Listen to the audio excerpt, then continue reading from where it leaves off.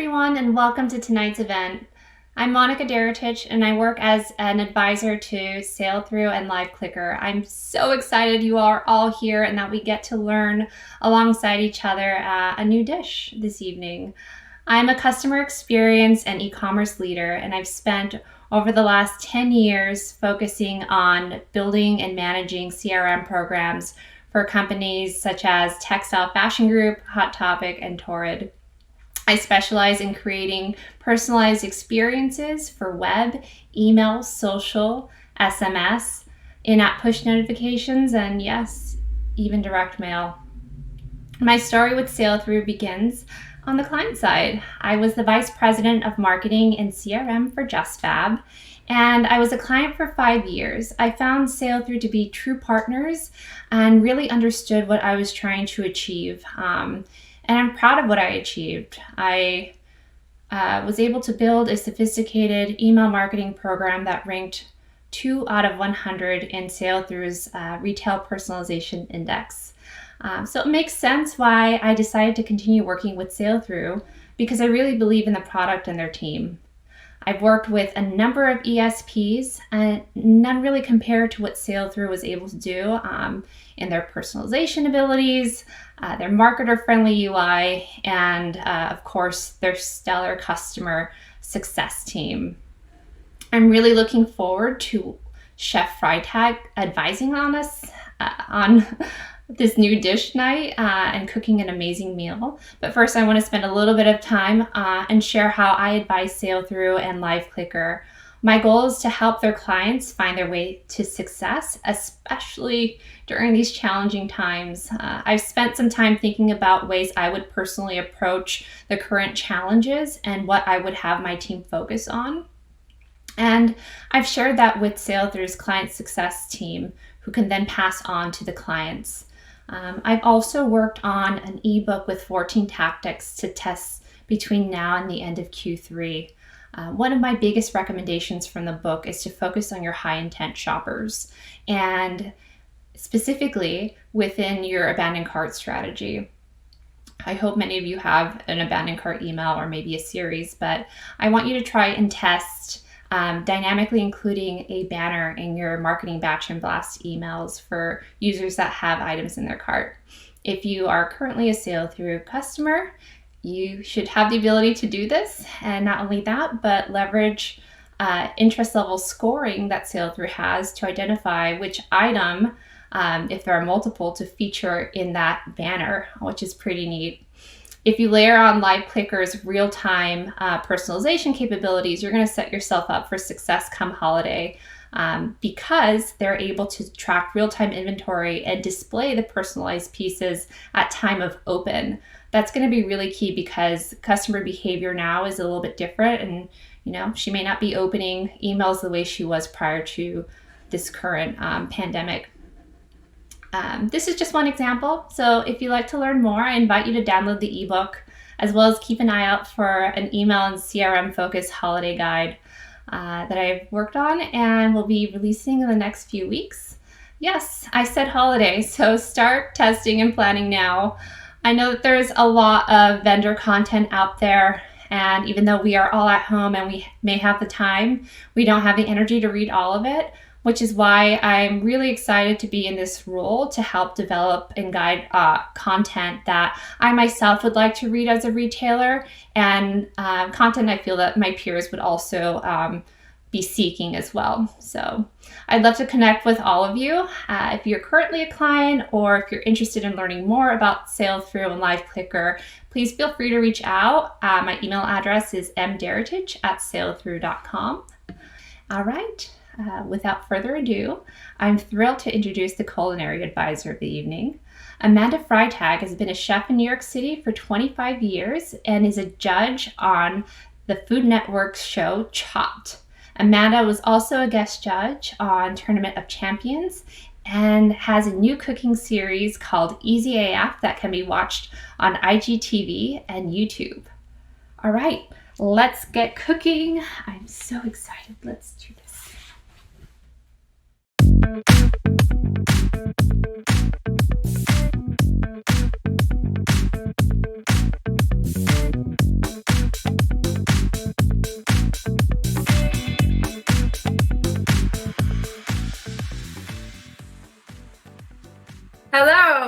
Thank you, Monica, for that introduction. And thank you, Sailthru and Liveclicker and all your customers for joining me tonight.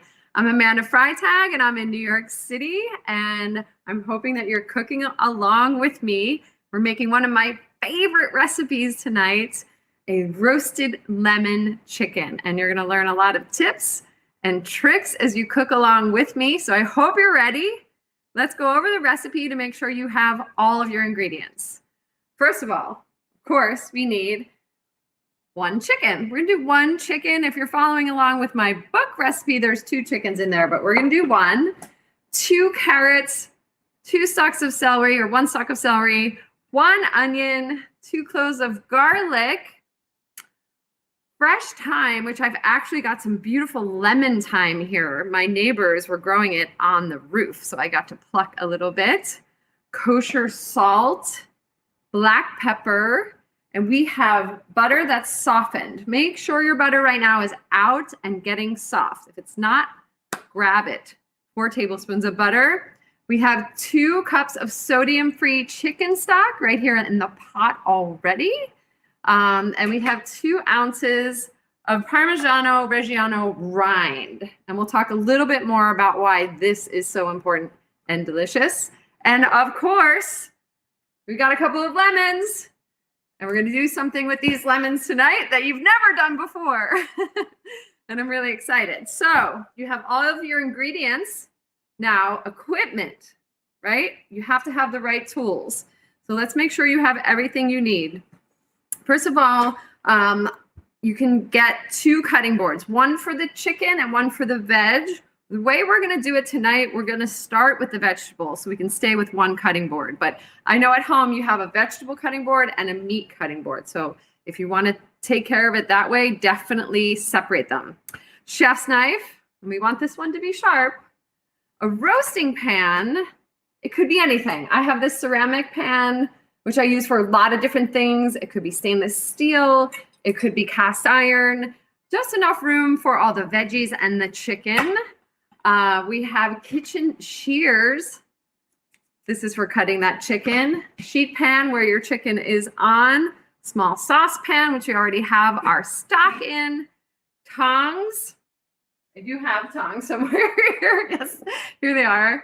A peeler, which I've already peeled my carrots, but I'll show you how to do that. And a meat thermometer. This is really important, especially when you're learning a new dish, when you're roasting chicken, pork, beef, anything that you're not really sure of, use your meat thermometer. This one's a really cool digital one. You can have the old school ones, but make sure that it is accurate. All right, let's get started. So we have a question already. Hey, Amanda, some of the people cooking along only have some bigger chickens. Somebody has a 5-pound and somebody has a 7-pound. Woo! What should they do? Wow. 7-pound bird. That's a big bird. Okay, the question is, if you have a bigger chicken, what should you do? You're going to do the exact same procedure, but your chicken may not be done when my chicken is done. And I feel like if you have a bigger bird, you might want to up your vegetables a little bit. Maybe go with 2 or 3 celery, 2 or 3 carrots, and maybe an additional onion. And you might need a bigger pan because we're going to cut the chicken into parts and roast it on top of the vegetables. So your bigger birds are going to need a little more space. And that's really fun. That's a great question. You're going to do the exact same thing, just a bigger pan and probably just a little bit more veg. Okay, so speaking of the vegetables, we really have just the simple, what we call mirepoix, carrot, celery, onion. That is mirepoix. I'm sure you've heard that term before. If any of you have ever watched a little show on Food Network called Chopped, we may talk about mirepoix and mise en place. Mirepoix is carrot, celery, onion. Mise en place is everything in its place, which is all this stuff. Okay, and we're also going to put some garlic. Now you can put more garlic, you can put more onion, you can add more carrots if you like. You know, just adjust the recipe to what you like. Now I like a nice blend, a nice balance. Sometimes I'll up the garlic a little bit, but this is just the bed, and we call this aromatics as well, for the chicken to cook on. And not only does the vegetable get delicious with the chicken fat, but the vegetables give off some really beautiful aromatics while the chicken is cooking. And so this doesn't have to be cut in any fancy fashion. I'm just going to do some nice chunks of onion, spread them out into the pan. I'm going to cut that into quarters and then in half again, so I have about 8 pieces. 1 onion goes a really long way. And when they caramelize onions and cook with the chicken fat, they become so delicious. Okay, the garlic itself, I might just cut in half once. That's it. In it goes. Now I have these beautiful carrots. I've already peeled them. If you have an organic, beautiful carrot like this, you can just scrub them. You don't even have to peel them. They will cook up beautifully and you'll get a little extra vitamins there. So I'm just cutting them on a bias, and I'm not going to put those tops in because they're a little too sturdy to eat. But I'm going to save them. Now, the one thing I didn't mention is I have a little bowl over here, and this is for scraps. This is for stock. Okay, now don't get intimidated. You don't have to make chicken stock tonight, but at a later date, you're going to make chicken stock. So save that stuff. It's really good to save. So in goes the carrot and then the celery. I'm going to take off those leaves. They'll get a little bit bitter, so I won't use those, but I'll just use the stalks of celery. Again, cutting them on a bias. I want all these vegetables to cook evenly. These vegetables are part of the dish. We have a question. Yeah, chef, what if we only have chicken parts and we don't have the whole chicken? Well, if you only have chicken parts, then you're already almost there. You can do this exact same procedure and just lay your chicken parts on top of the vegetables. But I really wanted to teach you how to cut a whole chicken. It's economical. It's a skill that once you learn, you can hone it, and then you can cut a whole chicken. You can get really good at carving your turkey for Thanksgiving. You can even cut a duck. You know, they're all the same anatomy. Once you know one bird, you can cut them all. So I wanted to show you how to do that. Of course, you can buy chicken parts, but this is one thing that you can take with you in your cooking life forever and ever. So we have our vegetables in our roasting pan. I'm going to take some of that beautiful lemon thyme. I also have sage here. If you don't have time, I know sometimes ingredients at this time are hard to find. I had to go to my roof and snip these herbs. You can use sage. You can use rosemary. All of these harder herbs go great with chicken, and of course go great with lemon. Lemon, chicken, rosemary, it all works. Now, we're about to start cutting the chicken, which is going to go on top of this veg. But what I'm going to do is get my salt and pepper ready. Why am I doing that? Because this is going to be my chicken salt. This is going to be the salt that I touch the chicken and then I touch the salt again, and then I'm going to get rid of it. So this is a really good tip. Take your salt out of the container, put it into a small little bowl, add some pepper to it, and this is your seasoning. And once you've dipped into this a couple of times after touching the chicken, then you throw it away, okay? Then you don't have to worry about, oh my gosh, did I contaminate my salt? Did I contaminate my pepper? And this is a really great trick. Even if you're doing some other kind of seasoning, like a barbecue rub or some kind of Middle Eastern spices, put it out into a little container first and then start to cut your proteins so that you can get rid of it afterwards. Okay, are you ready for chicken? Are you with me?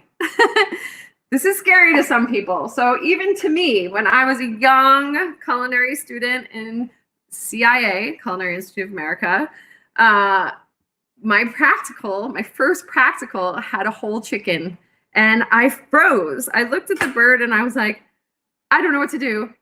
I turned it this way, I turned it that way, I turned it over, and I got so nervous. I couldn't cut the chicken, and the rest of the meal was also really not great. So after that, I swore to myself I would learn how to cut a chicken and I would never make that mistake again. So I can do this with my eyes closed, but I'm going to teach you so that you feel really confident.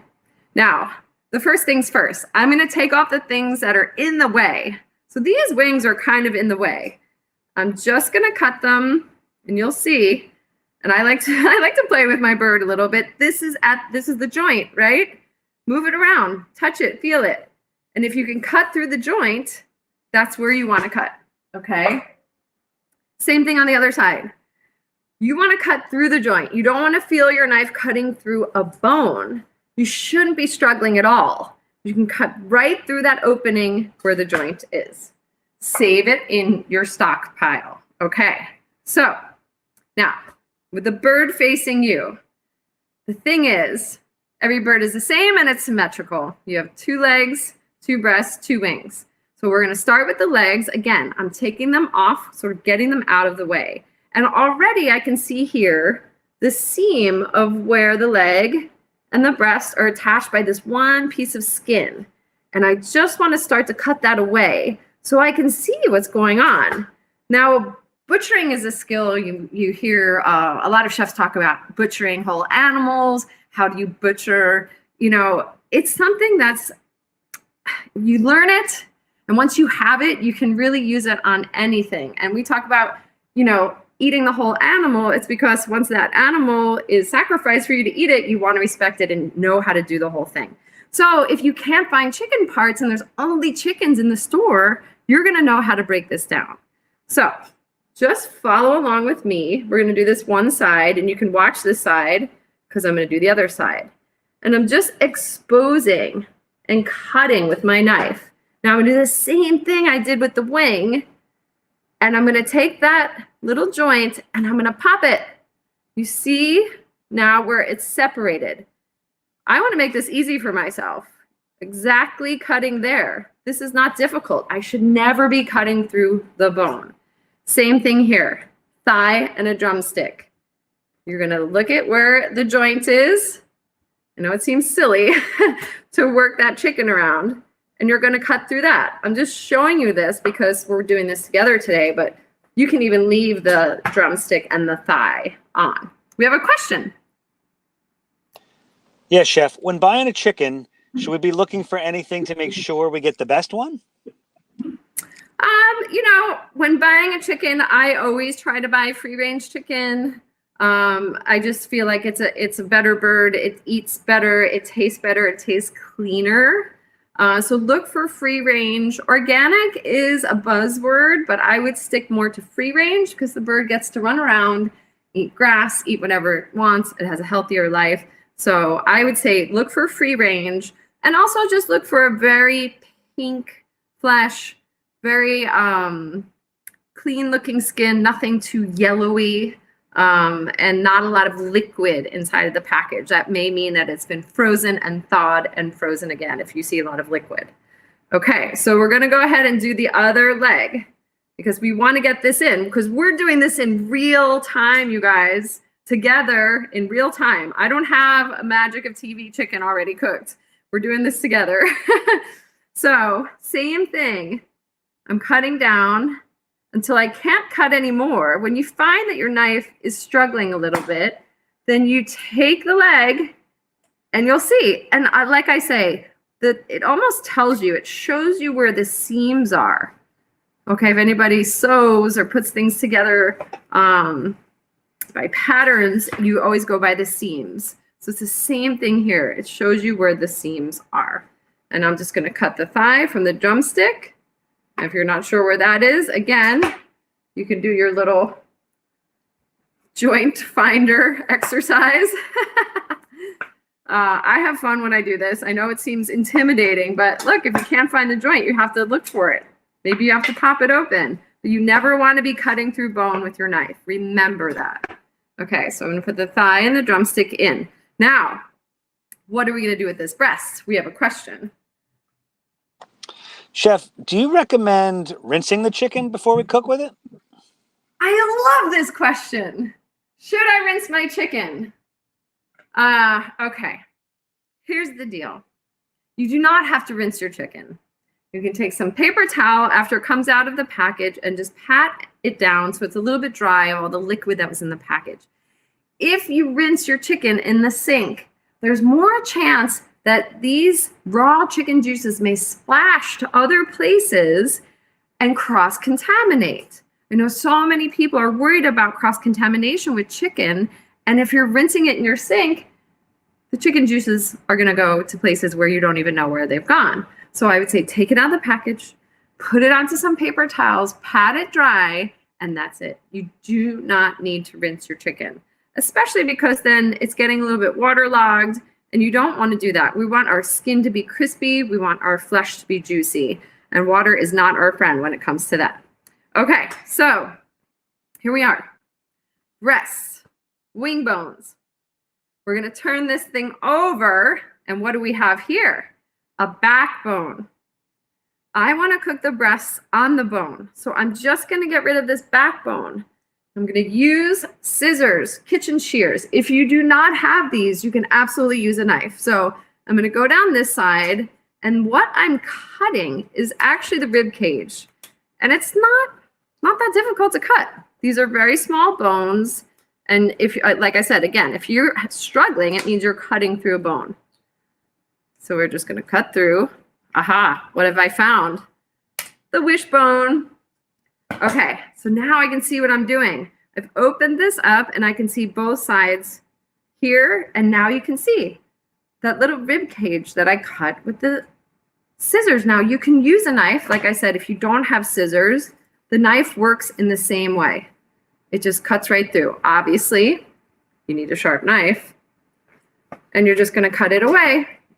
Now, when you get to that little wing bone, you can do the same thing we did with the legs and pop it. Get rid of the backbone. I'm going to get rid of this wing bone. Now, here we have it. We're just going to split it down the middle. But again, I have one more trick for you, and then this thing's going in the oven. This bone right here, you may have seen it before, is called the keel bone. If you can just expose that, you'll have an easier time cutting it in half. So I just made a little knife cut there. And again, I'm just popping it so that I can cut this whole thing in half. Follow the symmetry, right? This bird tells you it has 2 sides, 2 legs, 2 breasts, 2 wings, and you can just cut it directly in half.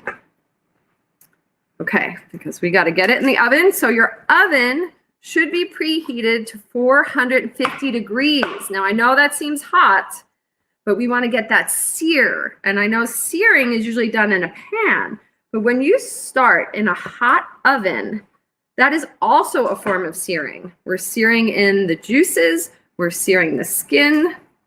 See that keel bone? I'm actually going to take that out.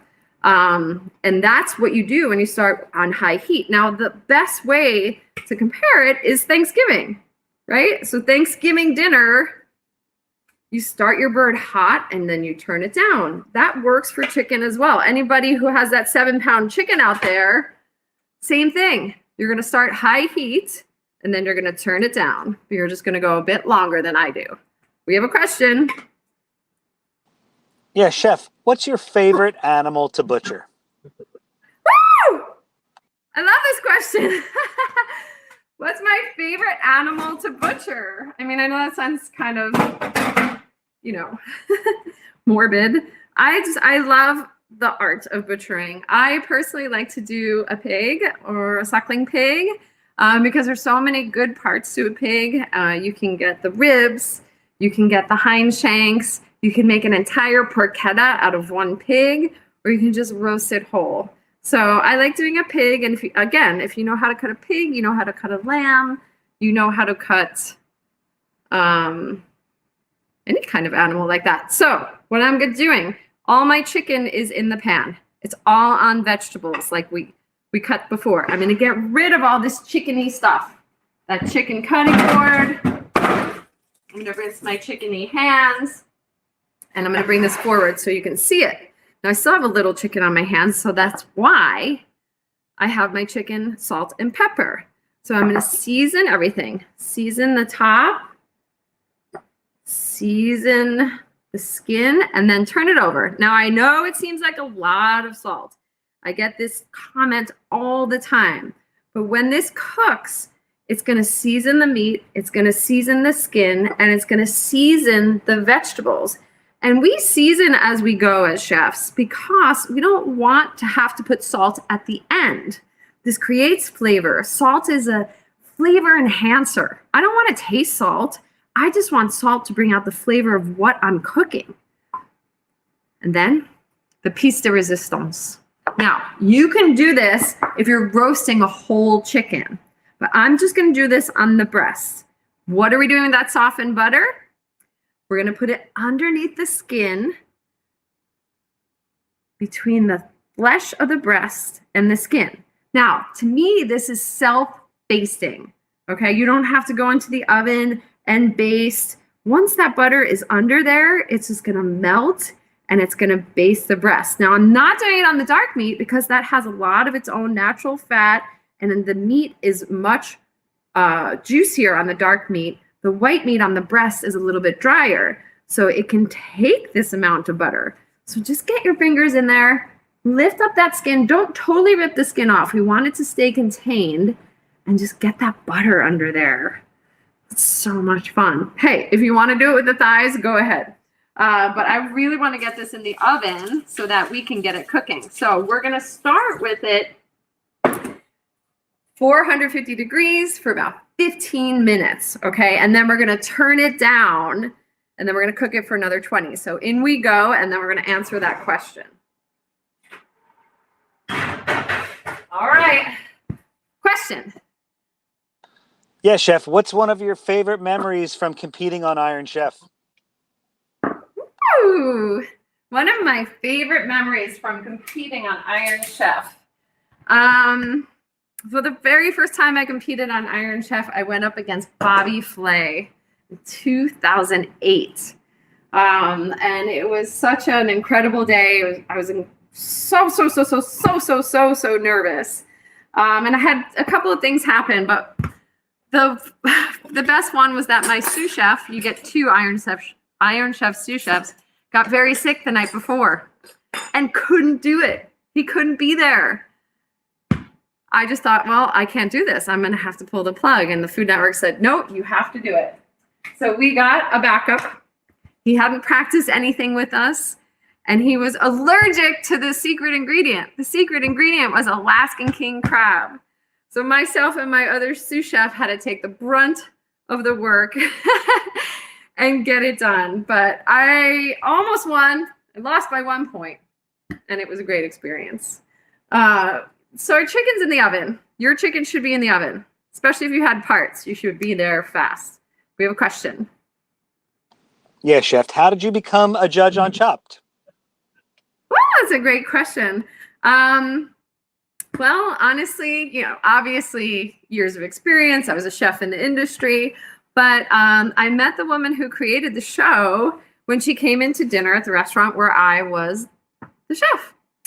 And I had gotten some accolades from the New York Times, and they came in with regulars of friends of mine.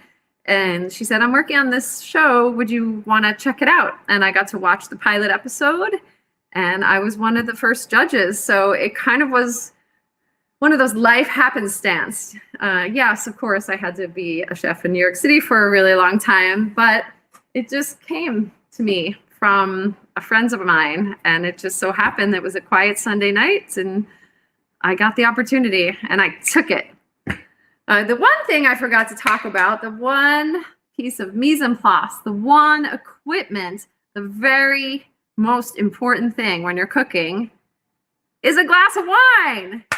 You guys, it's wine time. How could I forget this? Everybody, if you have a glass of wine, now's the time to take a sip. Your chicken's in the oven. Yum. Okay, so I started out actually with a cocktail called an Aperol Spritz. And instead of using Prosecco, I'm topping it with champagne. It's a bittersweet liqueur, which is called Aperol.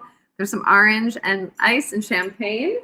But I highly recommend, which we'll switch to later, a crispy white wine for this chicken. Something that's really light, something that goes really well with lemon and has some citrus notes of its own. Question. Yeah, Chef. What's your favorite cuisine to cook? I would say my favorite cuisine to cook by far is Italian cuisine. Although I have been getting really excited about Middle Eastern cuisine as of late. I was able to take a trip to Jordan. That was an incredible journey, and all the flavors and the spices and the exotic dishes that they put together just blew me away. I cooked Italian food for about 7 years, in different restaurants in New York City. So it's near and dear to my heart. Making fresh pasta is one of my favorite things to do. But exploring the flavors of the Middle East has been my new passion for sure. Okay, so our chicken is in the oven. Did you set your timer? Did you set a timer? What time was it when we put the chicken in? All right, let's set the timer now. All right, so I'm gonna set the timer for about 12 minutes. I've just turned on my chicken broth. Now we should talk about this for a little bit. Yes, you're gonna have chicken bones and leftover bits of vegetables to make your own chicken broth, but not now. So you should already have some prepared. And it's okay to use store-bought chicken broth. Just get low sodium. I highly recommend low sodium for multiple reasons, or no sodium. One, because if you reduce it down and you have sodium in it, it's gonna get so salty. You're not even gonna be able to taste the flavor. Two, you wanna control it, right? You wanna control the flavors, you wanna control the salt. Especially for this, we're gonna use a Parmesan rind. Now, if any of you have, Italian cooks in your family, you might find that they have these Parmesan rinds in plastic bags in the freezer and the fridge, always being saved. This is gold right here. I usually buy, Grana Padano, which is just a different grade of Parmigiano Reggiano or Parmigiano, and I save every bit of it. It's so worth it, especially the rind. The rind is amazing for soups. So we're gonna make a broth with this. So we have our chicken broth. I actually made broth the last time I made the lemon chicken. So this is the broth from it. And I'm just gonna put the rind in there. Now, what do I do if I don't have rind? Well, you can make this broth. You can season it a little bit, maybe even put in some of the herbs that we use inside of the chicken. But that lemon thyme will be so good in there. And at the end, if you don't have the rind for the beginning, you can put grated Parmesan just to season it, okay? Because it's gonna melt and it's gonna get that cheesy, ooey gooiness. And so we don't wanna put too much in there. But for this, if you have the rind, cut off the rind, get it in there, get it infused. It gives it such a wonderful flavor. There's all different levels of salt that we love to talk about as chefs. We call it umami, that depth of flavor. And so I'm gonna put that in and then I'm gonna put it on a simmer, and we have a question. Yeah, Chef, do you have a favorite store-bought stock brand? Oh, that's such a great question. Do I have a favorite? Shouldn't I say it's Rachel Ray's? I don't have a favorite in particular. It's funny. I don't look at brands that much. I'll read labels is really what I do. And I'll make sure that the first couple of ingredients are chicken and vegetables, and that the last couple of ingredients are things like, are natural flavors or sodium. So I just read and I pick out from what is available in the store. I believe Pacific is a really good brand. I really do buy Rachel Ray stock every once in a while because it is good. So I just think that you have to read the label. Read the label. And if the first 5 ingredients are something recognizable and natural, that's the one you're going to buy. I highly recommend it. But I would love it if you made your own. I know it's a lot. And I know not everybody has a lot of room in their freezer, including me right now, because my freezer is full. I've been cooking and storing things and cooking and storing things. So I've got the cheese in there. Now I'm going to let that simmer for a little bit. It's not going to be that flavorful just yet, but you'd be surprised how quickly this gives off flavor. And I'm going to give it a little taste. Oh my gosh, it's already, I can taste the lemon thyme. If you can find lemon thyme, definitely get it. It's already delicious.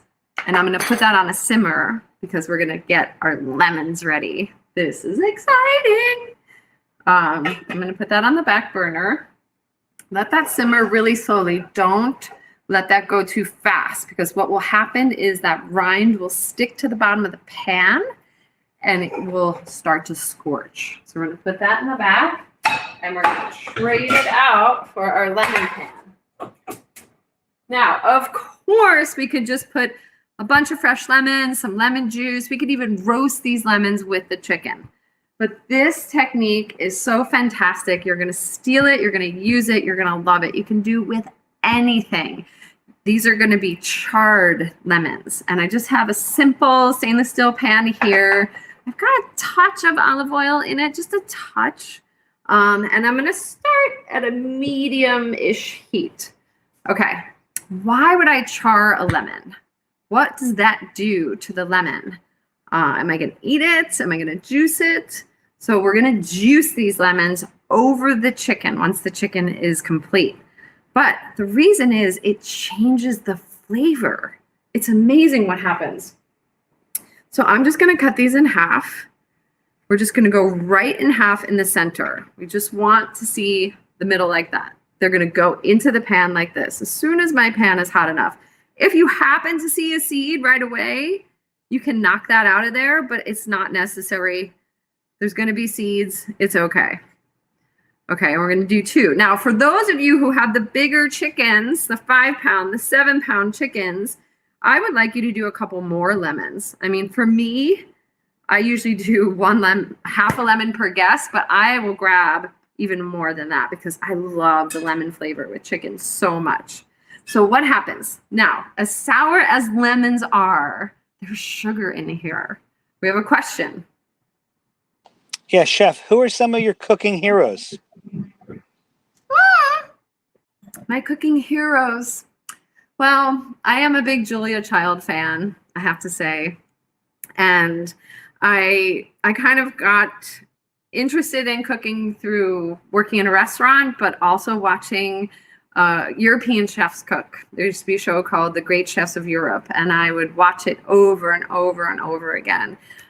Because when I started out in the industry, being a chef in the US was not exactly a highly regarded career.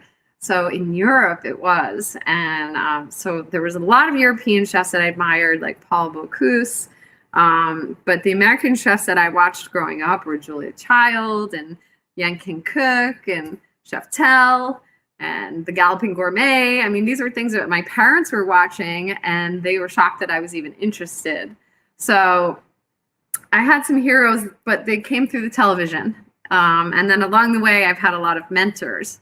But really, I was enamored with the European chefs and that their big white crispy toques and their uniforms. And I thought, I just want to be that. And I got close. I wore the white hat for a while.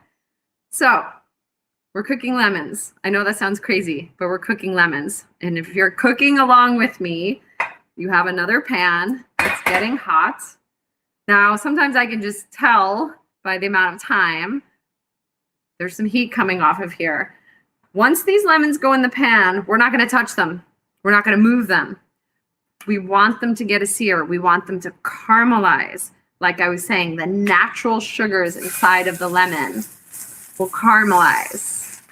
You want that sear to happen. Don't be afraid of that sear. If this pan is scary to you and you don't want to get your hands that close, you can use a tongue and lift the lemon with a tongue and lower it in. I use my hands because I have more control, and there's less chance that it's just going to fall in and maybe splash. So in goes lemons. They're searing. They're making noise. What's happening? I know you're going to want to shake the pan, but don't do it. Don't shake the pan. Why? Because we want this to char, sear, caramelize, whatever you want to call it. And when you put anything inside of a hot pan, the temperature of the pan drops. So it's as if you're putting something into a cold pan if you were to shake it right now, because the heat needs to recover in the pan. I know it's science. I love science. I'm a little geeky that way. But a hot pan gets a cold thing placed into it, the temperature drops. So you have to give it a minute for the temperature to come back up. And you'll see these are kind of dancing around in the pan. We want them to sear. We want them to relax. It's with anything. If you did a piece of fish, a steak, a pork chop, that one's traveling. We have a question. Yeah, Chef, have you cooked every meal during quarantine, or have you grabbed any takeout? This is such a great question. Have I cooked every meal during quarantine? Well, it feels like I have. I've cooked so much, probably more than I have at home in my entire career, because I'm never home. You know, most of my career was in restaurants. Then it was filming. Then my career takes me traveling. So this is the most I've ever cooked in this particular kitchen. And I've cooked almost every meal, almost. I recently had a serious hankering for pizza, and we got some pizza takeout, and it was so delicious. And it was nice to take a night off from cooking. I don't mind the cooking. It's the dishes that I don't like to do. I even have a dishwasher, but there's still pots and pans that need to be done. So if somebody likes to do the dishes, I'll do the cooking. Fair? I think so. Anyway, okay, so we have our broth working. We have our chicken in the oven. Okay, so we're gonna turn down the chicken temperature right now. Time's up. 450 degrees is gonna go to 375. Everybody turn it down. Okay, so why am I doing that? Well, I got that nice sear like I was telling you, right? The skin, we're gonna seal in all those juices, and now we just wanna cook it through so that it's nice and tender, the flesh is thoroughly cooked, all the way to the wing bone, to the drumstick, to the thigh bone. So that'll take about 20 minutes. So it'll be done right when our class is over.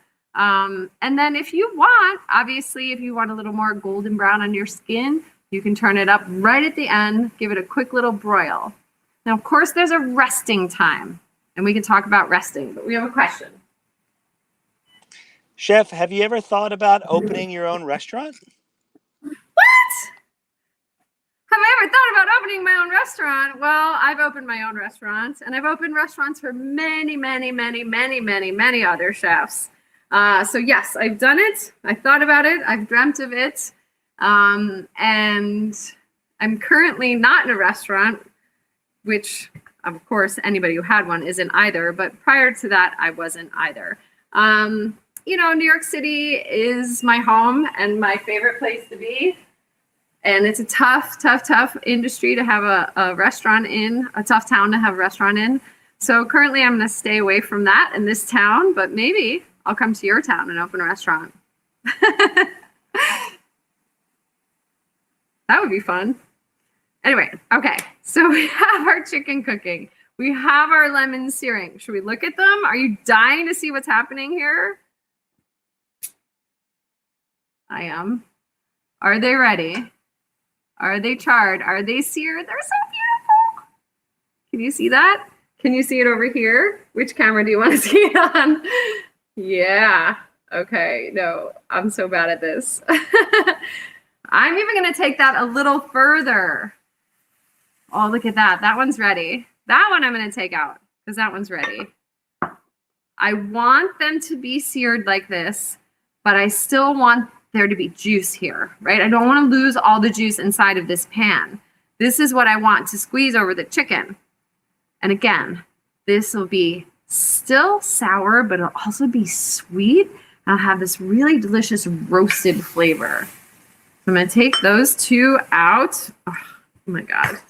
I hope you're doing this along with me because the way that that smells is incredible. It smells like it's a little bit burnt, but it's actually not.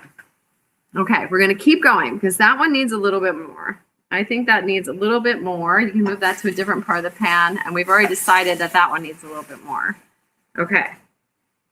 So once the lemons are ready, once our broth is ready, our chicken is going to be ready. So we have a question.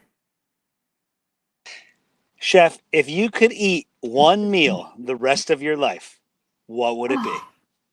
Come on. If I could eat one meal for the rest of my life, what would it be? Damn it.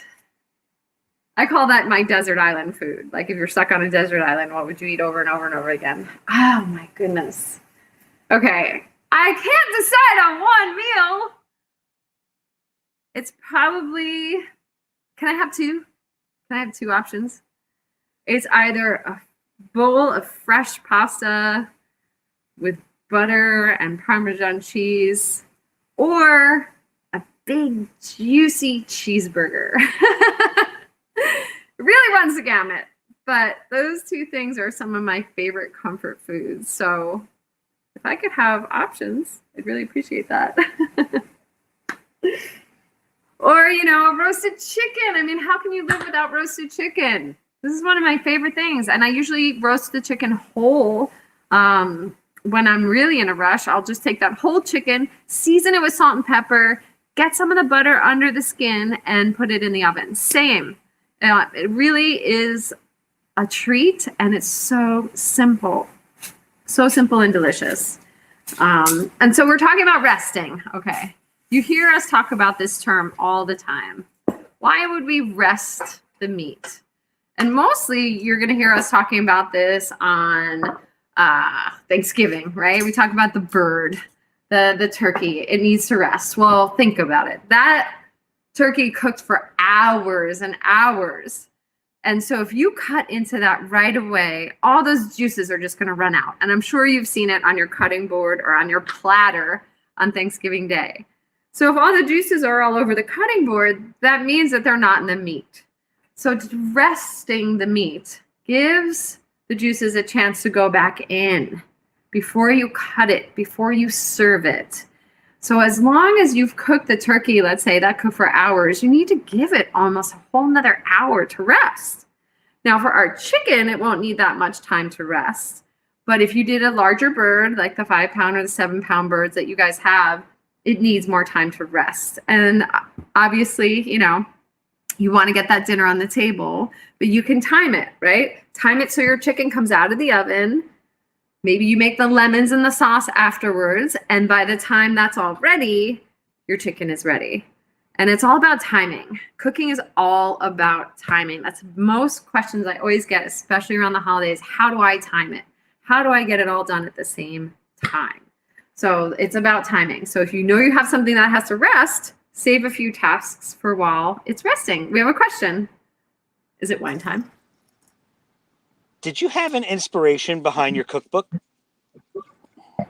That's a great question. Did I have an inspiration behind my cookbook? Well, that cookbook was a labor of love and many, many, many recipes from over the years of cooking. So if you happen to have it or if you happen to get it, you'll find that in the beginning of every recipe, there's usually a shout out to somebody, whether it be a chef mentor, whether it be my dad, my brothers, my mom. Every recipe kind of has a story. And so I put together a book of 100 recipes that all have a meaning to me. So the inspiration came from wanting to help the home cook, actually. I was in between jobs and I was cooking a lot at home, not in this kitchen, in a much, much, much, much smaller kitchen.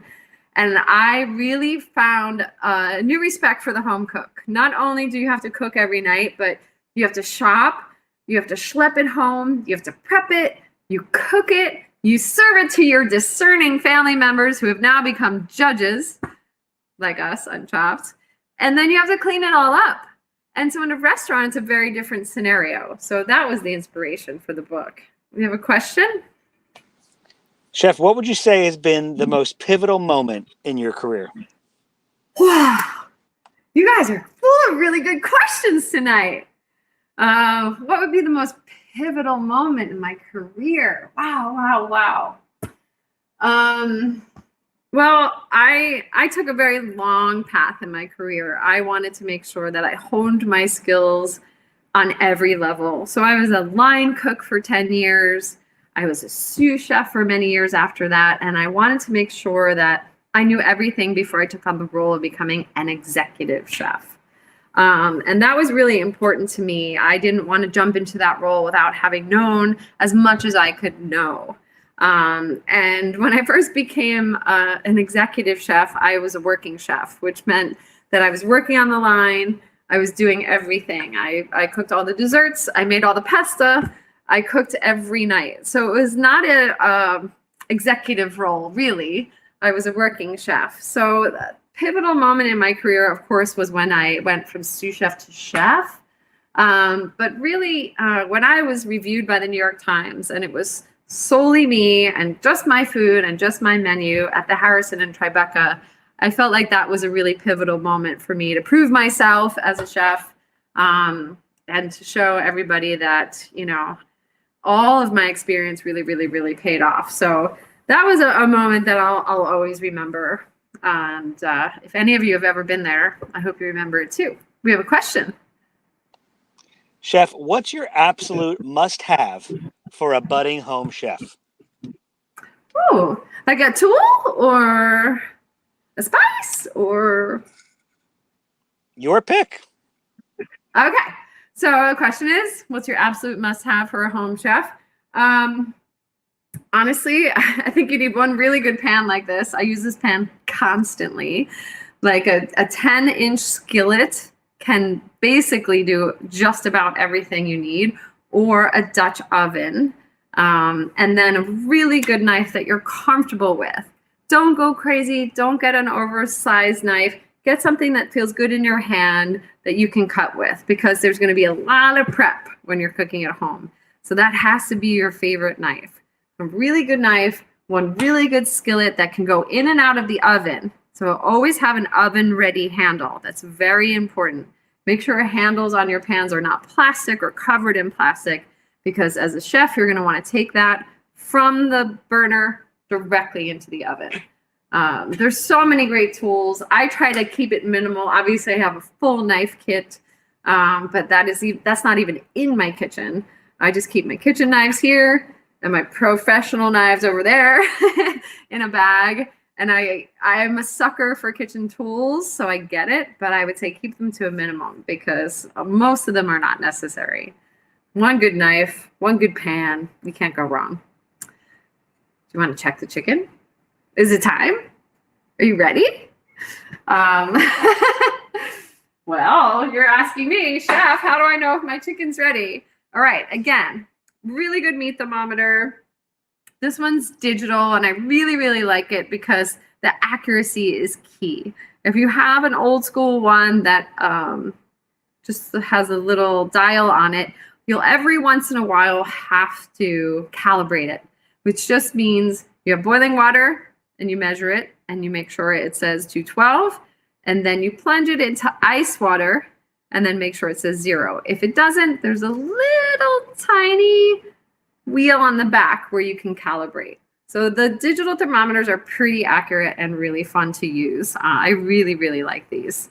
Okay, so let's check the chicken. I hope it's nice and crispy and golden brown. If it's not, we're gonna put it back in. Oh my God, it's delicious. Okay, are you ready? Is everybody ready? We have a question. Hey, chef, do you use sous vide, and if any recommendations on something that you would cook in it, or your favorite thing you'd like to cook in it? This is a great question. I do not use sous vide at home. I do have, for everybody else's standards, quite a small kitchen. So like I said, I try to keep my tools to a minimum. If you do sous vide, I think it's really fun to do steak, to do something like a chicken breast, and it changes the texture completely. Lamb or pieces of meat that you want to experiment with, because if you do sous vide, you can get the internal temperature throughout the whole piece of meat to medium rare, very controlled. So it is really cool to be able to do that. And when you take it out of the sous vide, you can give it a really nice sear. And then the texture of that meat is just, it's irreplaceable. You can tell the difference. Sous vide is good for a lot of different things, but it's extremely time consuming. And I am impatient. I like to cook fast, season it up, and get in there. So I don't sous vide at home. You have a question? Yeah, chef, what are your go-to weeknight meals?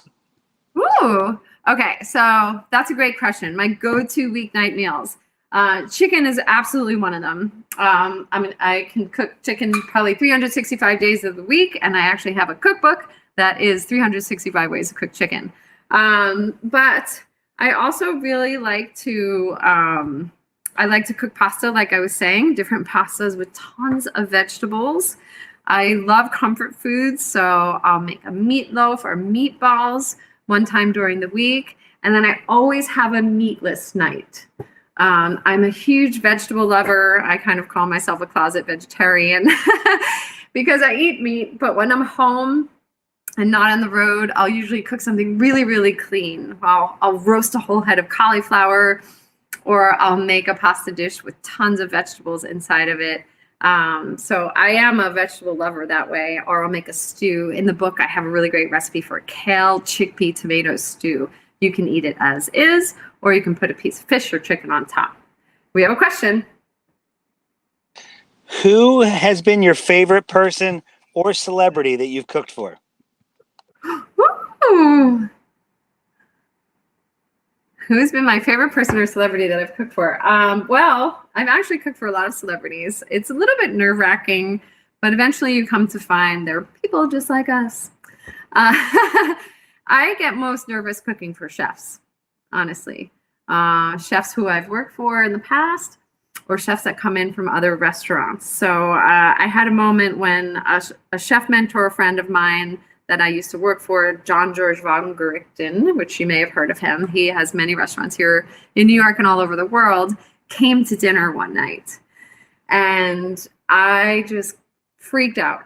My whole staff was like, what's happening? Why can't you focus? And I said, this is one of my mentors. This is one of my favorite chefs. And I just don't want to screw it up. And I want him to know how good it is. And they just couldn't believe the nervousness. And it's just cooking for one of your peers, I think, is the hardest thing.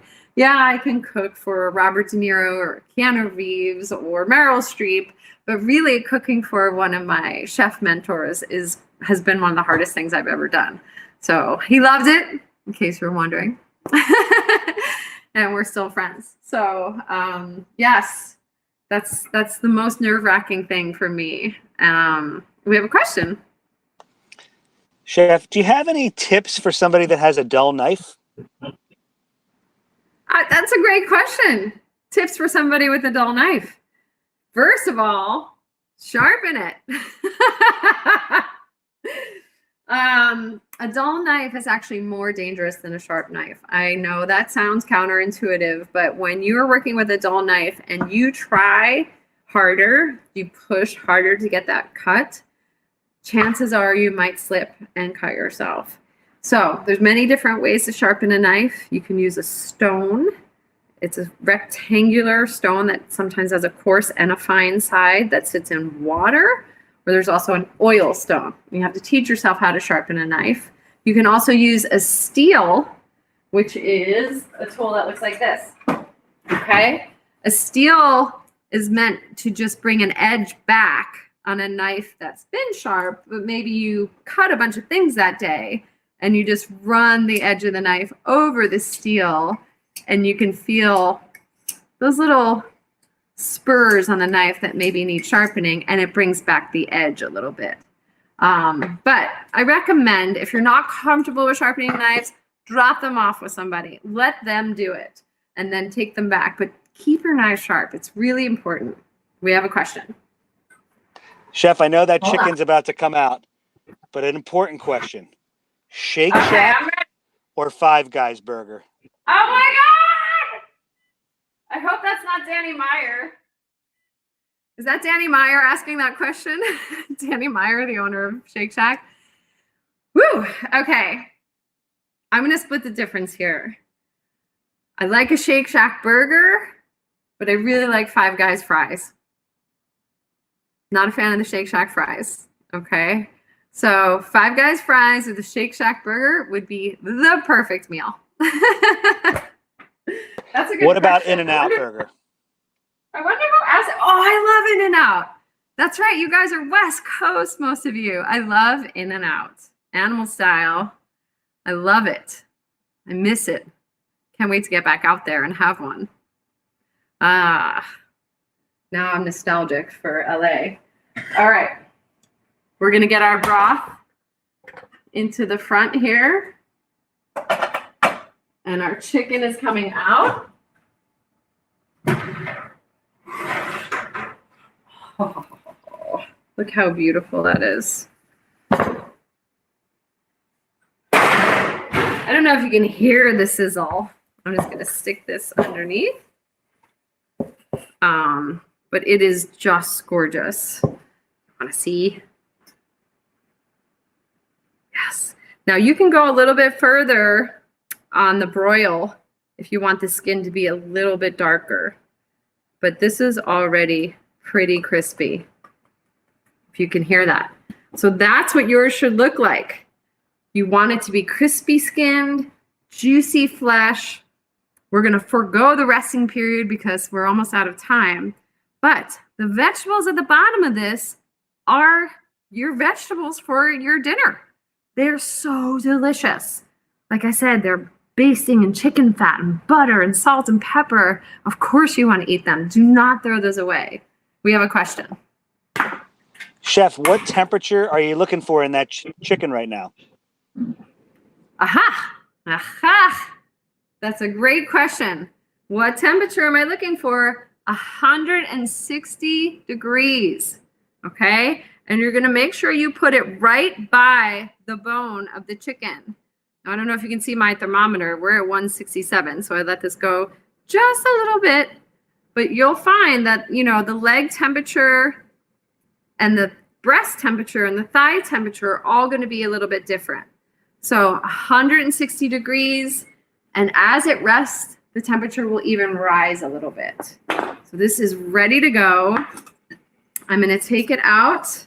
I'm going to serve myself breast, thigh. Oh, so good. My broth is ready to go. A little bit of those vegetables. Now, just Hey, you Chef, can if somebody strain doesn't have a broth. thermometer, what should they do? Okay. That is such a great question. Thank you for asking that question. If you don't have a thermometer, you could use a knife, a cake tester, a skewer, something. And what you're going to do is you're going to go towards the bone there and you're going to press on it after you make that mark. If those juices run clear, if the juices that come out of that bird are clear, almost like water, that's when you know it's finished. Okay? If they look a little bit cloudy, they look a little bit pink, it's not ready yet. I'm not a real fan of puncturing the chicken while it's hot, but if you have to, check for those juices. And if they're clear, you're ready, you're clear to go. Okay, so we're gonna put a little bit of broth. I love that we cooked this whole chicken in real time. I hope you did it with me, except for your big bird people over there. And if you didn't do it with me, at least you'll remember what I said, what we did, all these little tips, all these little tricks. And you're gonna take these beautiful lemons. I like to serve it with the lemon. It's gorgeous. That's just all you need. People always ask me about how to garnish a plate. What else do you really need? That's so beautiful. We have a question. Chef, what has been your most eye-opening culinary experience while traveling abroad? Oh, this is such a good question. My most eye-opening culinary experience while traveling abroad was when I was doing my internship in Paris. I was working at a 3-star Michelin restaurant, and I never, ever experienced anything like what I saw there. Every day and every night, there would be nothing left in the refrigerator. At the end of the night, the only thing that was left was this huge box of butter. And every morning, in would come chickens, a pig, a lamb, fish that were alive, all the vegetables. Every single day, everything was fresh. Nothing was left over. Nothing was kept to the next day. Nothing but butter. Every single day, everything walked into that restaurant completely alive, fresh, just picked. And it was the most fascinating thing I had ever seen. Working in American kitchens, I had never seen anything like that. And it's possible, it can be done, and it absolutely changes the way the food tastes. So if you're with me, can we take a bite or what? Are you ready? Now I already squeezed this lemon all over it. I'm going to get a little bit more. And you'll see the juice is so just rich in color. And I'm just going to take a bite of that chicken breast. And it's, I can hear the juices coming out. Oh my God. Oh my God. Oh, that's good. Lemony, crispy, roasted, moist, delicious chicken. Thank you so much for joining me. Now, because I didn't see what you cooked and you saw what I did, can you please tag me? Take a photo of what you made. I'm at Chef Amanda F on Instagram, Amanda Freitag on Twitter, and tag Sailthru and Liveclicker, hashtag Digital Dining AF. I want to see what you did. I want to see how your chicken came out. I hope you enjoyed it. Thank you everybody for coming tonight, and make this lemon chicken and tag me.